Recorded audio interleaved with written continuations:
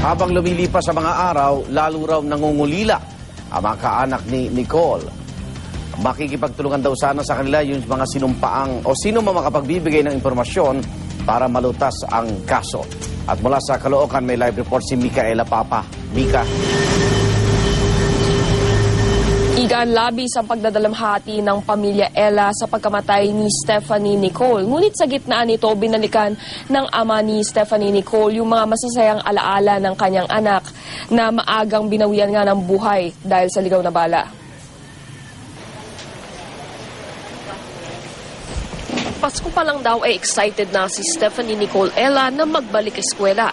Bagay na di na natuloy nang bawiin ng ligaw na bala ang buhay ng 7 taong gulang sa ikalawang araw lang ng bagong taon.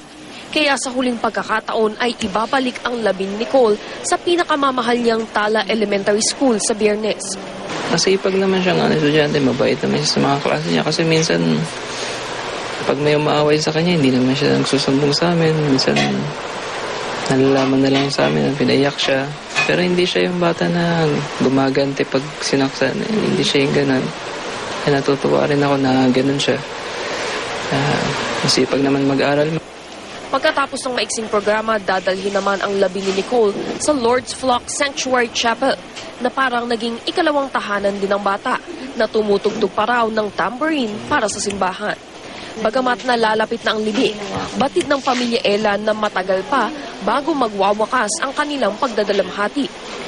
Lalo na't mahigit 30 gun owners pa sa kanilang lugar ang iniimbestigahan ng pulis bilang posibleng pinanggalingan ng balang nakapatay kay Nicole. Kaya naman may apila ang ama ni Nicole. Umapili kami ma'am sa mga nakakita ko sino yung nagpaputok. Information lang naman yung kailangan namin. Hindi naman namin na kailangan iharap sila sa media o sa ano. Pag silang matakot na mapahamak sila.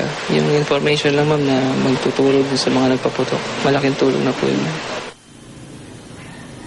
Igan, ihahatid na ngayong Sabado sa huling hantungan ang labi ni Stephanie Nicole Ella sa Santuario de Paz sa Norzagaray, Bulacan. Yan ang latest mula dito sa Caloocan. Balik sa iyo, Igan. Maraming salamat, Micaela Papa.